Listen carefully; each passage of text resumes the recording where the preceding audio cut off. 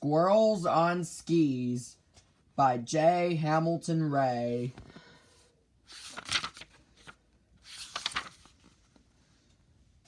Nobody knew how the mania grew. First there was one, and then there were two. Three more came gliding from under the trees. Look! On the hill, those are squirrels on skis. Below lay the town, snow-covered and still. Not a sound could be heard. All was silent until... Swish! Swooped the skiers, all dressed for play. 85 squirrels and more on the way.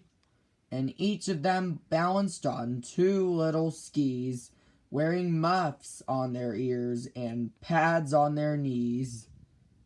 And all of them holding two tiny poles, which they stuck in the snow, making two tiny holes. As the townsfolk awoke, rubbing sleep from their eyes, they peeked out their windows, and what a surprise! Wherever they looked, there were squirrels on skis, skiing in groups of 6s and 3s. They skied through the green in the town center mall. They skied down the roof of the great village hall. They skied by a church that was filling with people. One squirrel climbed up, and he skied down the steeple. They skied through the yards of the town's well-to-do. They knocked down a snowman and garbage can, too. With a swish and a swoop and a crackle and crunch, they had so much fun skiing, they forgot to eat lunch.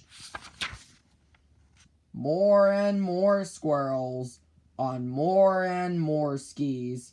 Somebody stop them. Somebody, please. So the mayor called a meeting, but there was no agreeing on the best way to keep all those squirrels from skiing. Let's ask Stanley Powers, said a man dressed in blue. He's a pest control guy. He'll know what to do. Mr. Powers stood up to make his proposal. There are many good ways to do squirrel disposal. There are poisons and traps, and zappers are nice. But I'd recommend my new vacuum device. That's cruel, said a tall man named Christopher Luntz. Then everyone started to talk all at once.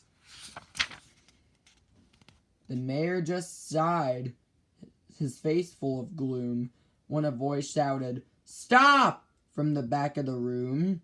It was Sally Sue Breeze. She could not have been shorter, but everyone listened, 'cause she's a reporter. Haven't you noticed? These squirrels aren't eating.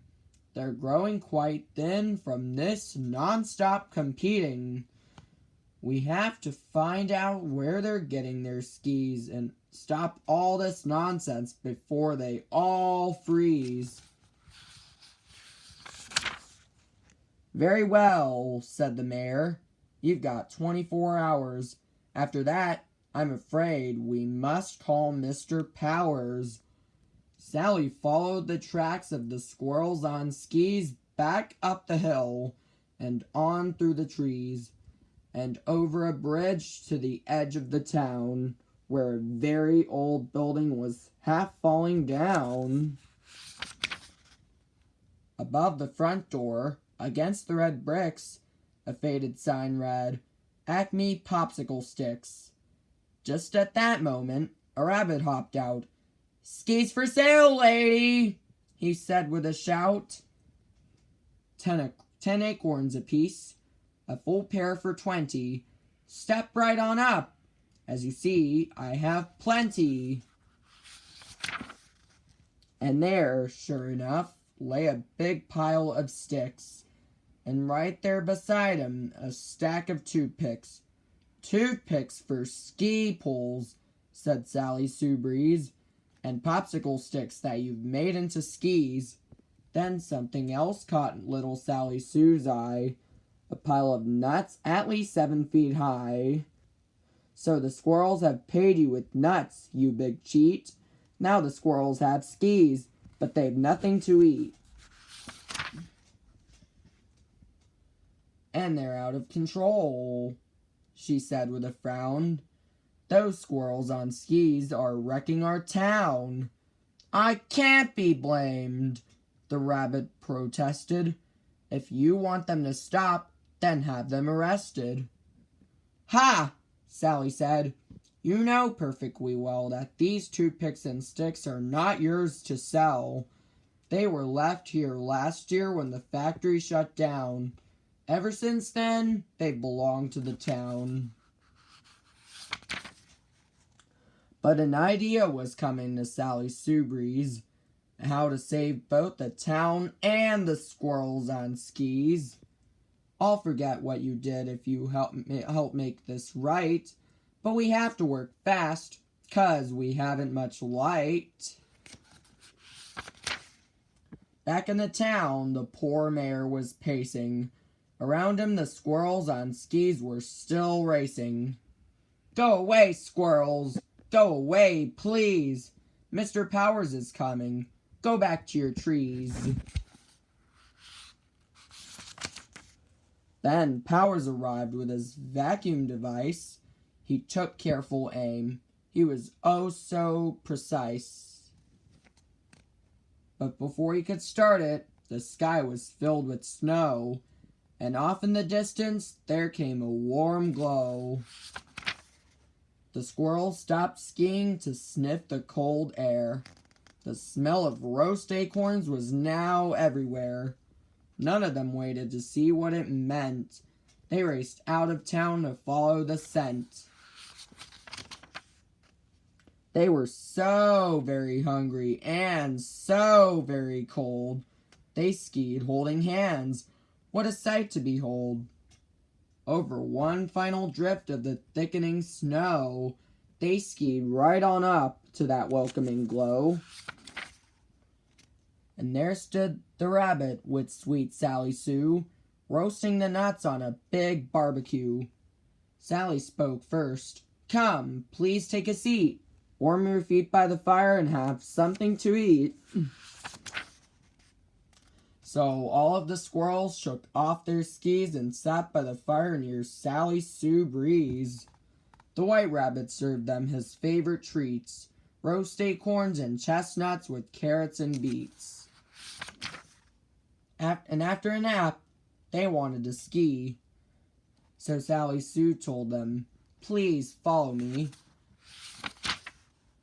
There, around the corner where the factory once stood, was a shiny new ski lodge made of red bricks and wood. On the front was a sign painted only that day. It said, "Welcome to Bushy Tail Great Ski Chalet." To the side of the building were 4 snowy slopes, which Sally had marked off with 4 colored ropes. The squirrels jumped up to put on their skis. "You must follow the rules," called out Sally Sue Breeze. "Eat 3 meals a day. Don't forget to sleep, please. If you go into town, you must take off your skis." When the mayor heard the plan, his reaction was swift. "On behalf of the town, we shall make this a gift." So that's how the squirrels got their own ski chalet, and they're skiing there still to this very day. As for the rabbit, you may like to know, he runs a cafe right there in the snow. So if you should be in this neck of the woods, be sure to stop by to sample his goods. And ask for a seat by the evergreen trees with an excellent view of those squirrels on skis. The end.